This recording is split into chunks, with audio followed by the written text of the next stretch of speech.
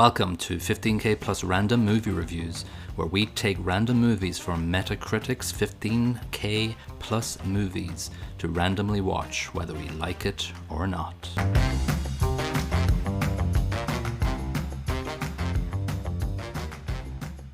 Hello and welcome to episode 22 of 15K plus random movie reviews. This is Colin. And this is Niall. And this is random movie number 1580 on Metacritic's all-time movie list. It's a movie called Huesera, the Bone Woman. And it's not actually who is Sarah, it's Huesera. Very important distinction. Yeah. That's what I was Googling when first you read this out. All right, really? Yeah. Who is Sarah? It was Sarah, It was Sarah Colin. That would be a much better movie. Yeah. It's from 2023. Metascore of 81, but a user score slightly lower at 6.5. So we'll discuss that later. Took in a box office 1.6 million. I don't know what the budget was, and it ran for 93 minutes. It's directed and written by Michelle Garza Severa, and it has 7 wins and 27 nominations, all in all. And something about Tribeca. I think something happened in Tribeca. They won something or were nominated for something there. Other than that, I don't really have a lot of knowledge about the people in the background. I don't know if you garnered anything. Spot of Googling, but nothing really. Like there's a bunch of stuff. Well, some of the actors, the main guys are kind of newcomers. But the stuff that they've been in since or just before certainly isn't on my radar. Yeah, I read it. I glanced over an interview with the main director, and she said something about she liked horror movies that most of the fear was off screen. So we can discuss that. And she absolutely goes for that approach. You know, it's not in your face. It's more of a Cloverfield / Blair Witch type thing going on. Yeah, the Blair Witch definitely in the last act. It definitely came to mind. We'll get to that in a nutshell. But what about general plot? How would you sum it up in a sentence or two? I guess there's two ways of looking at it. On the surface, it's a body horror movie about a woman and her husband who want and do get pregnant and have a child, and who are visited by some, what would you call, wobbly-necked specters with broken bones that are freaking out the mother. And she turns to the help of 3 witches to have this demon dispelled. And hilarity ensues. Well, yeah, hilarity is the opposite of what ensues. Yeah. Then that's pretty much the last act is when she actually finally, pretty much for the majority of the movie, she's pregnant and the baby has not arrived out into the world. And it's interesting that it continues on when she's still actually a mother, and we can get into that later on. But it starts off the scene actually. The movie starts off with quite an interesting. It's always kind of scary to start off with a religious background. You know, you got. The Exorcist and the Omen, you know, they all start off with religious type things. And it starts off with quite pointedly that there's a lady going up a massive set of stairs on her knees and reciting some prayers of some description. Hail Mary. Hail Mary, in Spanish. But obviously, turned on the subtitles, right? Yeah, I did. I didn't try to learn Spanish overnight. No. It's kind of creepy, but it's always going to be slightly creepy, you know. And the way it's shot as well, I found like that scene is kind of a little bit left of center in that it's almost an unreal sort of lighting they've used on it, which kind of put you on edge. Or I found it on edge with it. Yeah, I find religious stuff scary when it's filmed correctly and eerily. I felt that obviously we didn't really know what was going on. Obviously we knew what was going on when relatives that are with her put their hands on her stomach and it was like, okay. Blessing her womb and then saying things about blessed is the womb, the fruit of my womb Jesus. You don't remember your prayers. You're not a good Of course I Catholic don't. I haven't boy. said them in like 30 years. Blessed is the womb of... No, I don't even remember. No, I know what it is. Blessed is the fruit of thy The womb, fruit of Jesus. thy womb, Jesus. Sorry, yes. Yeah. One of those. Go to Jesus, but hang on a sec. I didn't even analyze that before. Blessed is the fruit of hell. thy There's womb, a comma Jesus. there. There's a comma Hang is on. important at the end. Yeah, but it's still his Comma, womb. Jesus. The womb, comma, Jesus. Jesus is the fruit. Oh, right. It should be a colon. We love an alcohol in this show. Yeah, so we find out Valeria is the main protagonist in this story, and yeah, so like it lingers, it kind of pans out from the statues at the end, and it gave me a very Bioshock Infinite sort of vibe. Yeah, absolutely. Yeah, the whole massive golden statue, and yeah, it's a kind of a very. I'm assuming this is a real statue, and it exists in Mexico. I was It's thinking a about really that. creepy thing. Yeah, I was thinking about that. Whether it was, Because the I'm baby sure it coming out was. of the ground with a massive Mary on top. Like, Jesus. Yeah, literally. Yeah. So then it sort of goes. Sorry. No, yeah. You don't want any broken bone monsters visiting you in the This is middle of true. the night. So yeah, that statue is it's a spiky statue of Mary. There's like spikes coming out of it, Yeah. which adds to the eeriness of it. Now that segues into a very abstract shot of a burning Mary type figure, which then sort of comes around at the end of the movie. So you don't really know what the hell's going on, literally. Yeah. It's sort of from spiky Mary to burning Mary. I wrote down. Yeah. And maybe it might not be Burning Mary, but we find out more about that later. But then the Burning Mary, and then a bit of credits, and then it's kind of sexy time with the Raul, the husband. Yeah, goes straight into it. There's no waiting around. They have the sexy time. Then next scene, her legs are up in the air. She's obviously trying to get pregnant. Very, getting your womb blessed, getting sexy time. They're seriously into getting a child at this point, which is kind of important. Yeah, I think she's probably it's there's a lot of pressure from family, and that's basically what they're meant to do. Yeah, it was interesting. One of the scenes where she was sort of lingering in a playground. I basically wrote down, "Yeah, no man could do that." She's like staring at the kids in the playground. I know, and I found this scene very important, and this whole longing for a child thing very important, because later on, I'll talk about it later on, but the fact that she actually seems to really want a child is an important point in this movie, because later on it kind of maybe suggests otherwise. Right. Yeah. So there's a whole sort of montage after they're actually they get the results that she's pregnant after she smokes a cigarette or something. Yeah. She has the envelope sealed and she's smoking a cigarette. And it's like, what are you doing? Yeah, it's probably not the best thing to be doing, but okay. No, it's probably because she smoked. She got visited by all the bone monsters. I'm not sure that's the medical diagnosis of when you smoke while you're pregnant. Yeah, it's on the label on the cigarette box.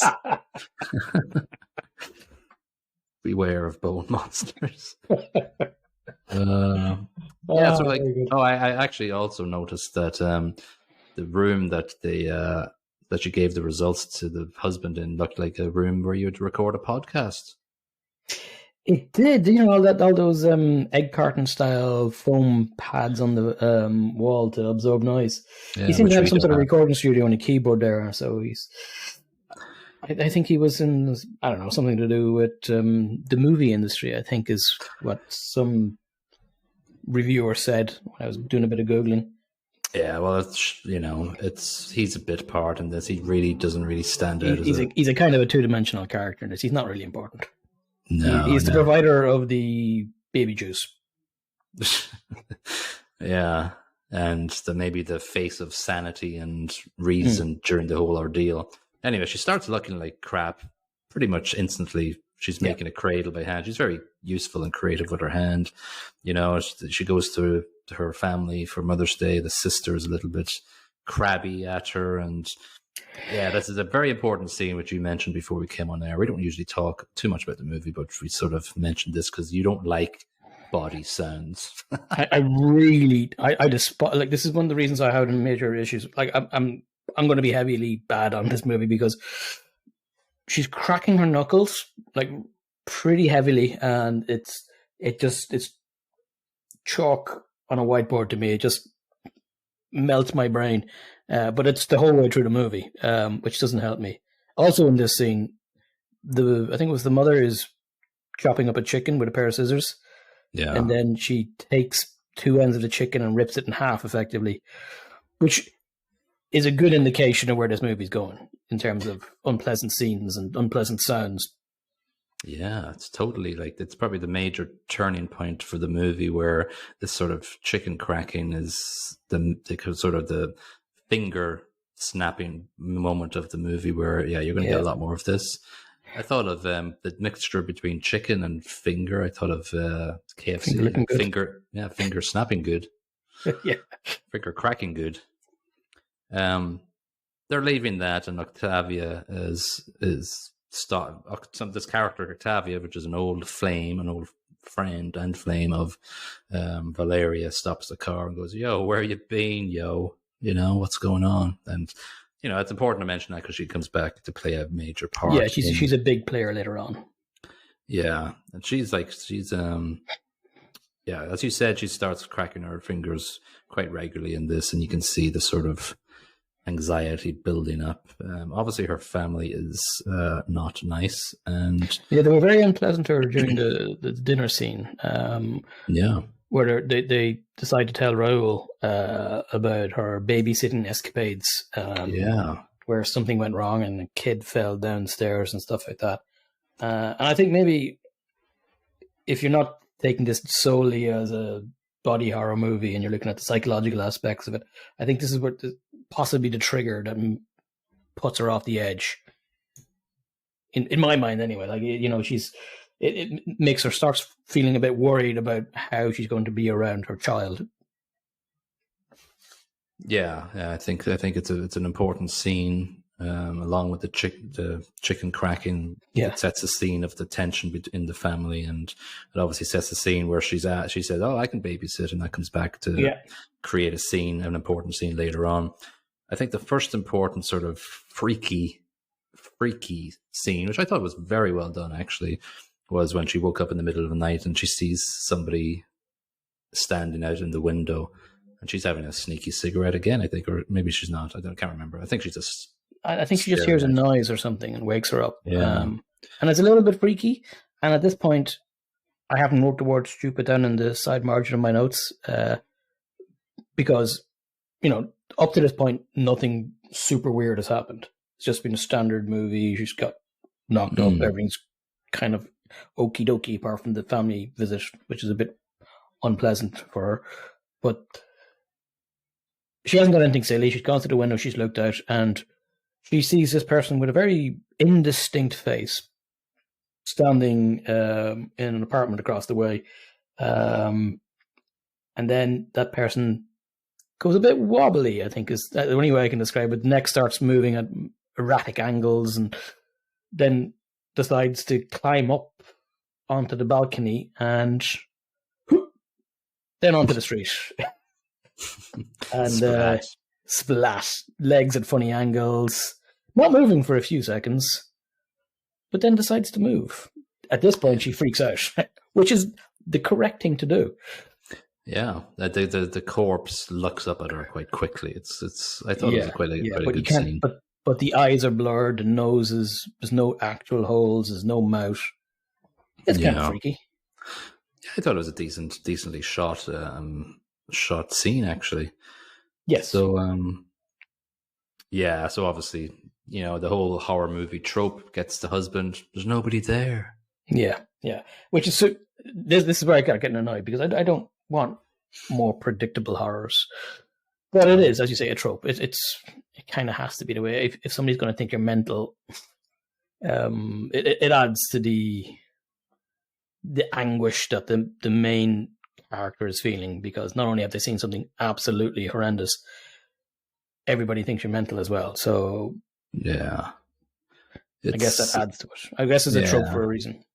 It felt pretty much. I was trying to figure out what movie it reminded me of, like where a person was obviously losing a bit of grip of insanity, but it's quite real to what's happening to them, but everybody thinks they're insane. I can't remember what movie it was reminding me of, but might come to me when we're talking. I can't. I don't have a lot of horror movies to pull on because I'm genuinely trying to avoid the genre. Me too. I'm not a big fan of pooping my pants. Yeah, my wife likes horror movies. She watched this with me. She stayed the course, and she just at the end of the movie, she just turned to me and went, "No." I have to agree with your wife, but we'll go into that later. Yeah. So in between that freaky scene and the next freaky scene, it's just pretty much, she's wasting away. She's lost 6 pounds. Yeah. And she's just losing a bit of grip on reality. So I think the next sort of freaky scene, which I actually really enjoyed. See, this is where we're going to disagree the first time in this movie, because this one annoyed the crap out of me. There's somebody at the door one. Yeah. When she let out. Yeah, it was quite funny though. It was quite funny. It was like it's funny shot from above. Yes, shot, but the person crabs in. But my problem is 2 things. One, she goes to the door, doesn't wake the husband. Okay, yeah, stupid. It's horrific noise. I wouldn't go near the bloody door myself. I wouldn't go alone. Second I know thing, where you live, so don't blame you. When you look out the spy thingy in the door, I don't know what you call that.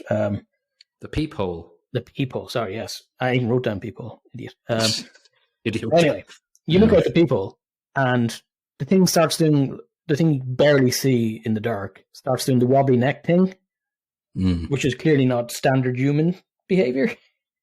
Right. My reaction would not be, I'd best open the door and go for a little walk.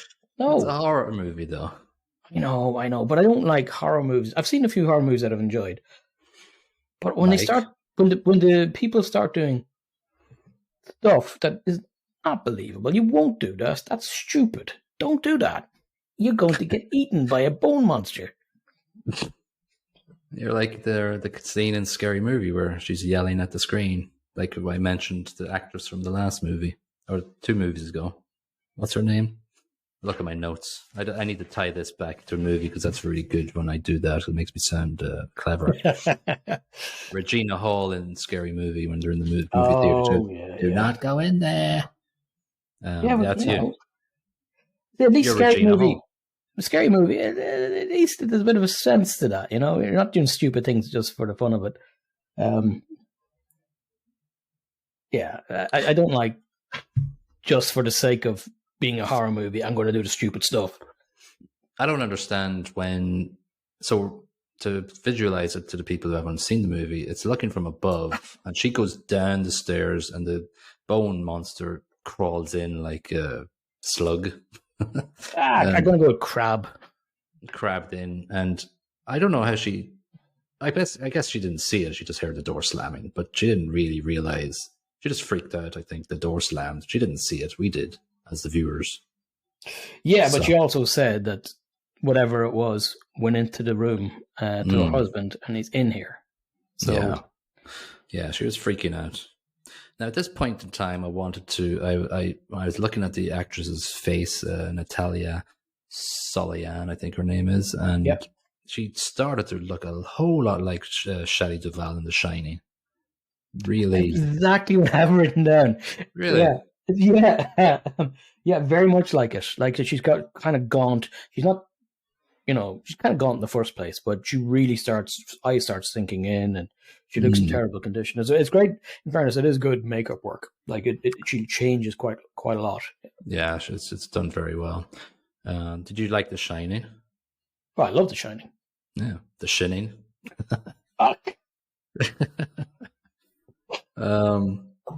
No, the first time she hears of how she can be helped by the dark magic arts is when she goes to this old lady party with her auntie, I believe she is, and the auntie goes, yeah, you can get sorted out.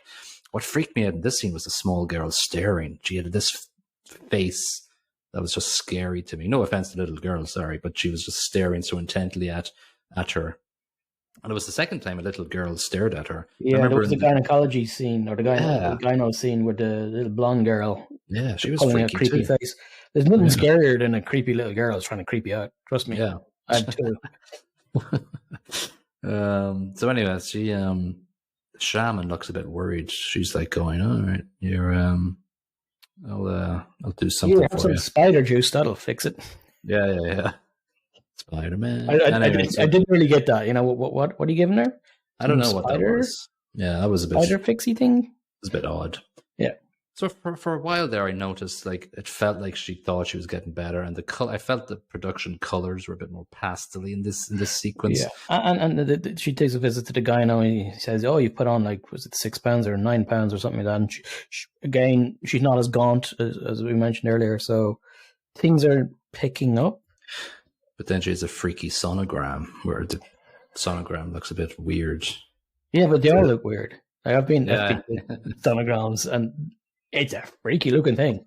I think maybe that's one of the points of this movie, in that when you're using your body as a gestational device for another creature, it has to be a bit freaky in a body horror style thing in the first place.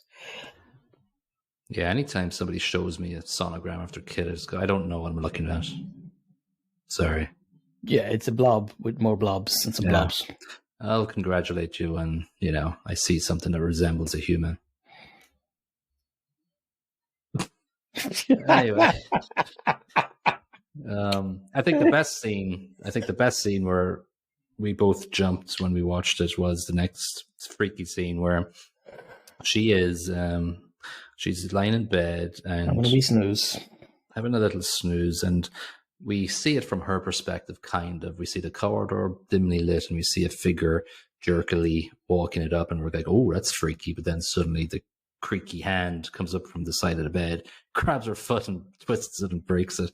And it got me by surprise. It was very clever. The speed of it was what, actually, this is the only jump I had in the whole movie. But it was the speed in which it goes from it's outside, it walks past the doorway. Yeah. But then the hand comes up and there's no continuous scene. So that bit's actually done well. That's a jump. They're like, yeah, that was good. It was well done, actually. And that got me. That actually is probably the best scene of the movie. Oh, easily. Yeah. You remember Terror Hawks? Oh, dear God, yes. With the little round fellas. Yeah. But you remember the old witch in that? That's what I imagined her hand to look like. Just this grey. My God, Terror Hawks. Okay, that's a flash from the past. Yeah. Anyway, so then she's having a bath, and then she puts her head underwater, and that brings her back to an exhibition of how she knew Octavia and how they were quite in love with each other, really, and they had plans for the future and yada yada yada. So then, basically, to make it short, I don't want to go through every scene here. She hooks up with Octavia again in a Truman-esque plot. Yeah. Yeah, again, I wrote down stupid on the side of my page. You make some questionable decisions throughout the whole thing. Now, I get that there's kind of a subplot here that society and her family and friends have kind of half forced her down, choosing a more conventional lifestyle and a conventional path for her life to go down. And True. Perhaps that's not necessarily where she wanted to go. True. Yeah, I agree. Maybe that's, she's in a turmoil, and so she maybe wanted. She latches on to something that brought her happiness in the past. It's my explanation, perhaps. No, that's a good explanation, and we'll go with that one. I think the next big scene is when she's babysitting. It's a very stressful and manic scene that is basically produced with Barky sound. dog. Yeah, the barking dog constantly barks, and obviously, if anybody has lived beside a barking dog and it's not yours, you go Stress, nuts. baby. And so, for the entirety of this babysitting scene, where she's trying to look after these little brats of kids, this dog is barking, and it adds a lot of tension to the scene. And anyway, she thinks there's somebody in the house. She runs with the kids, and the dog ends up with a broken neck from straining against the leash, but probably bone monster got him. Definitely a bone monster. Yeah. Yeah. So they hate her then, basically. She doesn't like that. And she's coming to the point where she's near her lowest point. I think she then, instead of heading home to the husband, she goes back to Octavia. Has some fun. She has some fun, sexy times again. I thought go ahead, sorry. No, go ahead. I was going to say this then leads into the dinner party with Raoul and his friends from work, I'm assuming. I don't know what they were. Like, what were they doing there? They're talking about the crib, about something. I just didn't get why they were there. I thought they were selling it. Again, part of my dislike for this movie is it doesn't really explain what's going on. It doesn't, like, the whole Raoul thing is very thin. You know, his friends and his family and even his mother, very thin little coating of Raoul, but no real explanation about their relationship or what's going on there. And so these dinner guests, they're not explained. They're not explained what they're doing there. I found this scene to be very weak. Yeah, it's just another little addition to her losing her sanity a bit more, and you know the music as well was weird. It was like Birdman jazz, you know, if they just kept on ratcheting up with the jazz, and so she goes into the baby's room and smokes a cigarette and sets the crib on fire after she sees some lady, the bone monster's hands breaking the cribs. She picks a slot on the side of the crib. The next thing we see the mother-in-law giving her a pep talk, and I kind of like the way it focused on the needles clicking, clacking. You probably hated that still, but again, I despise the noise in this movie the whole way through. If I'm honest, all of it is. I suppose it's all intentionally to put you on edge. Yeah, it's a major device for the entire story is the noise, and you know, from the chicken breaking to the needle clacking and knuckles. You know what it reminds me of a little bit, like especially the dinner scene where the noise of people slurping on and chewing on meat and whatever. It reminded me very much of the scene in the Lord of the Rings. I think it was the third one where the chap in charge of Gondor, when his son had been killed, he's eating tomatoes and it's this mess slurpy and horrible noises, very much like that. And it's used to effect in this movie. I just didn't really enjoy it at all. Now I know you're one of your pet hates. Yes. Let's wrap this up because we've really analyzed a lot of the scenes. I think at the end of the day, she has this she runs away. The mother-in-law is there or something, and she has a dream sequence, and she has the baby in the middle of a mosh pit. Yeah, so she went to visit Octavia again. Octavia basically told her to sod off. You're just using me for whatever, blah, blah, blah, blah. She goes to a mosh pit. Again, I wrote down stupid because you're, 8 months pregnant or 9 months pregnant. Yeah. Don't go to a mosh pit. And then the wobblyhead guys turn up in the mosh pit as well. Yeah, there's something. Yeah, it's not well shot. It's very it flashes lights and everything. It's chaotic, and again, probably intentionally chaotic. And then she drops to the floor and enters labor. In the next scene, she's in the hospital, and actually, what I did like about the next scene was she gives birth, and I think intentionally, she gives birth, and everybody seems to just leave her. Yeah. It was and then weird. one person out of 9 people comes back and says, "Okay, it's time to stitch you up." So but it showed her the hook. Yeah. I think that was done well. Previous scene annoyed me. this scene doesn't make up for the previous scene, but it helps a little bit. Yeah, that was a quite a cold sort of. You could see the baby be just been taken away from her, and yeah, that sort of gave you a cold sort of feeling to it. Yeah. Anyway, she's now a mother, and she's actually really not well at all still, and it's they leave her alone with the baby, and I just put down, why leave her alone? She was a mess. She's a mess. There's my next stupid sub aside. Why is Daddy leaving the kid with a nutter in his eyes? He believes his wife is mental. She's got mental problems at this point. Yeah, and leaves a newborn. No.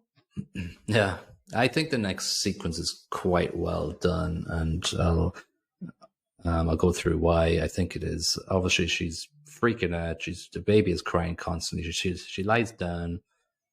She gets up, and we see the baby monitor, and it's quite small in the bed stand, so we can't really see what's kind of going on. But we see hands going in, and the baby being removed, and then we hear the baby crying, going quieter and quieter.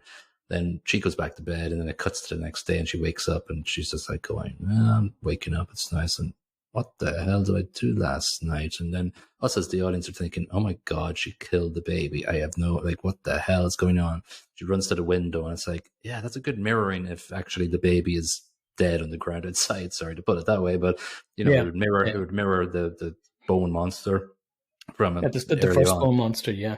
Yeah. So then she's just she kind of, I think she hears crying and stuff, and barely audible, and she's like, where the hell does that come from? And she starts freaking out, running around the place trying to find the source of this noise. Eventually she decides to go for a glass of milk, I'm assuming, and opens the fridge, and there's a baby. Hey. And the baby she's not happy at this point. She's sitting on the ground hugging the baby, crying her eyes out, which is understandable. Yeah. Have you ever put your kids in a fridge? They're in the fridge right now. It's when they're naughty, they go into the freezer. Chill out, kids. Yeah. That's what you say to them. Like Mr. Freeze. Yeah, Mr. Freeze, yeah. You put the Arnie accent on too. Of course. Get in the freezer. I can't remember the one-liners. Don't interrupt my children. They're dead, chilled. Yeah. Anyway, listen. Yeah. She goes to the witches and says, do the bad stuff, do the big stuff that you kind of alluded to earlier on. There's a massive sort of drug-induced sequence. Yeah. Like, listen, I thought it was very well shot, but she goes in, and there's a pile of bone monster people there, and it's not really scary. It's just kind of like people. They did a bit of a Constantine. I don't know if you've ever seen that movie where he flips over to hell, and he does so by basically drowning himself. Or actually, that's not. He did, yeah. But anyway, that's not the point. It's kind of like that. She goes into the upside down. Yeah. Listen, I think me and you have a different opinion of this scene. It annoyed the crap out of me. I thought the Kit Kat moment where she gets him covered by wobbly head monsters. Why did you call it a Kit Kat moment? Well, let's have a break, I started snapping her limbs. That annoyed me. And some of the special effects here I found weak. The bones protruding from her legs and her arms look like, I don't know, twigs that have been glued on with a bit of ketchup. That's just my take on it. I thought it went on for too long. I thought it's stretched. It's stretched. It felt like a video game, an easy level of a video game where you go into the dream sequence and you just have to. I've played a lot of horror video games, and I actually quite enjoy them. And they all give me a jump. This is the culmination of a movie, a horror movie. Effectively, what this is, it should be scary.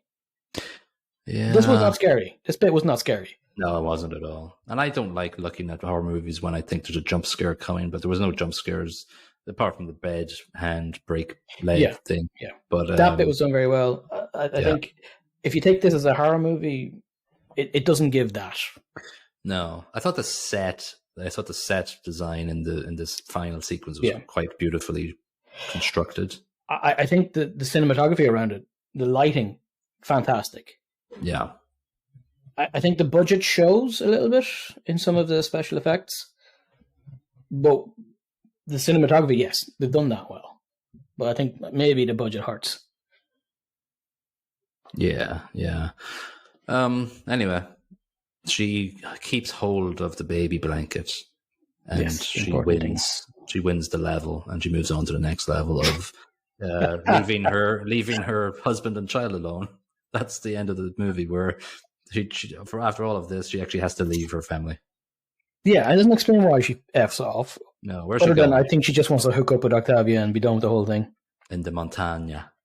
Yeah, so that annoyed the crap out of me as well. I think this movie could not have saved your hatred of it because of its essence of bone cracking. No, I disagree with that. I wouldn't have watched it on purpose because of these audio horrible textures. But had it had a proper twist, had it been... I know there's probably supposed to be a psychological element that I'm supposed to be bothered reading into. But I didn't particularly like the main character, is a slight problem. Raoul is undeveloped. Yeah. Octavia is actually an interesting character. Her aunt was an interesting character, but the main character I found a bit...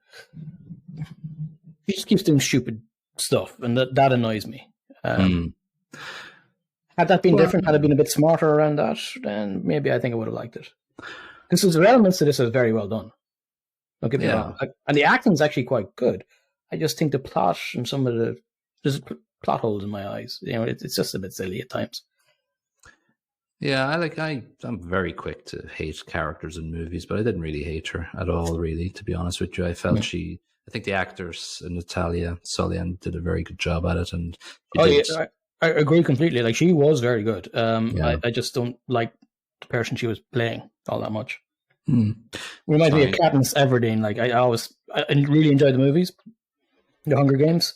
Yeah. But I hated the character. Sure. That's your prerogative. Yeah.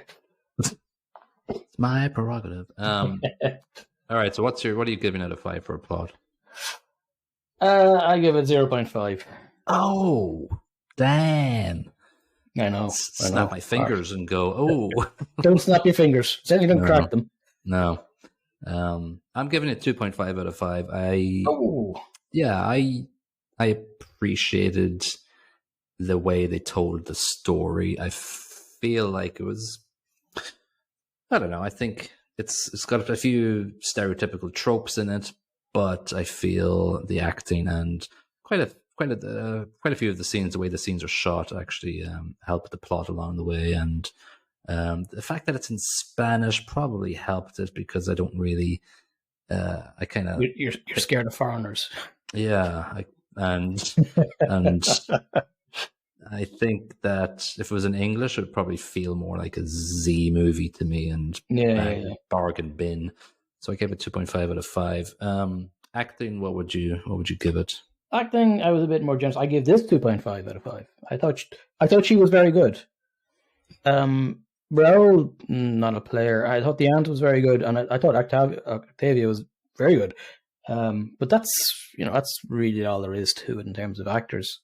I think they did a good job. Yeah, I'm slightly bigger. I gave 3.3 out of 5, just because I think she really does that Shelley Duvall sort of descent into madness and just, lack of sleep type. That's very true. She really it is very much like a parallel with The Shining in that respect. Yeah, she was nominated for an Ariel Award for her thing, and I don't know if she won it or not, but anyway. Soundtrack was nothing to me. I gave it 1 out of 5. Like, I just didn't notice it. I hated the soundtrack in this. I didn't really notice it. I couldn't tell you what it sounded there's a lot of like punk rock and progressive rock, Mexican style, and it is garbage. Yeah. I gave it 0.25. Oh, look at you, me. I am. You are mean today. Yeah, you are me and mean. Yeah, so I wrote down no bueno against this. well done, Spanish 101. You're learning something. Pity we didn't learn Spanish for bone. Production, I gave 3.5 out of 5, just because I think if the production lacked, then everything else would have suffered. And I think the production was of high quality. I thought the cinematography was very good. Yeah. I thought the set design was very good. There was a very good use of color throughout the movie, and I think it echoed the sort of side of mentality and the moods that are in the scenes. I think I copped on that when she felt a little better in the halfway point of the movie, the pastel colors sort of came in a little bit, but then when she was going crazier, it got all blue and eerie. So sound effects you hated, but I obviously don't have an issue. Yeah.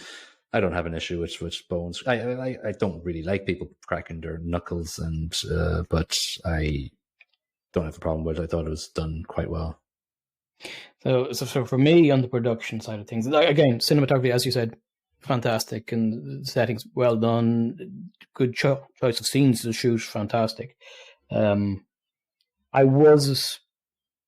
had penned this down at 3.25, but on rethinking about what we've just said and the Kit Kat scene, if you will, where the bones were protruding, that annoys me so much remembering it that I've marked it back down to 2.5, because it didn't need to be that poorly executed, and that piece, which should be important when kind of the movie's about bone wobbly head monsters. True. Yeah. I don't know what their budget was, but who knows? Maybe they didn't get enough for fake bone Kit Kat things. Yeah. All right, well, let's snap our fingers and finish this off. Not our knuckles. Yeah, let's hope we don't get the Bone Collector for the next movie or something. Yeah. Matt Donato at IGN gave it 60 out of 100. He said, the horrors of childbirth become entangled in a demonic subplot as Huesera fits neatly into the list of chilling pregnancy horror tales, but doesn't add much new to it. Yes, I don't think it is a horror movie. I think it's not. No, it's mainly a sort of a psychological thriller or something like that. Yeah. Natalia Winkleman at the New York Times gave it 100 out of 100. Get the boat. She says, Huesera is the type of staggering supernatural nightmare that is as transfixing as it is terrifying. Nope. So there you have it. Nope. So yeah, so that's Huesera in a nutshell. We wouldn't have never watched it, obviously, if it read that it's a body horror thing and it involves lots of breaking of bones. But let's move on to episode 23 and see what comes up for us. Cool. And we've got 5,830. Nice. Yeah, it shouldn't be too bad. All right. Movie number 5,830 is a movie ranked at 67 out of 100. It's a PG movie from 1975. Crikey. It's called The Wind and the Lion. The Wind and the Lion, that's new to me. Yeah, so the synopsis is, in early 20th century Morocco, a Sharif kidnaps an American woman and her children, forcing President Theodore Roosevelt to send in forces to conduct a rescue mission. It's got Candice Bergen in it. It's got Sean Connery in it. You know, I think I've seen this. Really? A long time ago. Back when I had like a black and white TV that only had 3 or 4 stations. Well, it's a Sean Connery-led movie, so it's gonna be. It's if I remember this correctly, it's not great. Might be along the lines of Stick. It's around that same era. Yeah. Hey, anyway, not Stick. No. It's 119 minutes, so it's not bloody short. That's for sure. Anyway, that's fine. We look forward to a Sean Connery rescue escapade adventure series with no James Bond quotes. Yeah. Okay, so that was the end of episode 22. Huesera, the Bone Woman, is laid to rest in a pile of her own bones. Oh, yeah, sorry, colon. There's no colon in The Wind and the Lion, so we're out of the grammatical era of 15K plus podcast. So anyway, we'll see you on the next one. And if you like this, please continue to rate it on all of your platforms that you're listening to us on. And we'll see you on the next episode. Bye-bye. Ta-ra.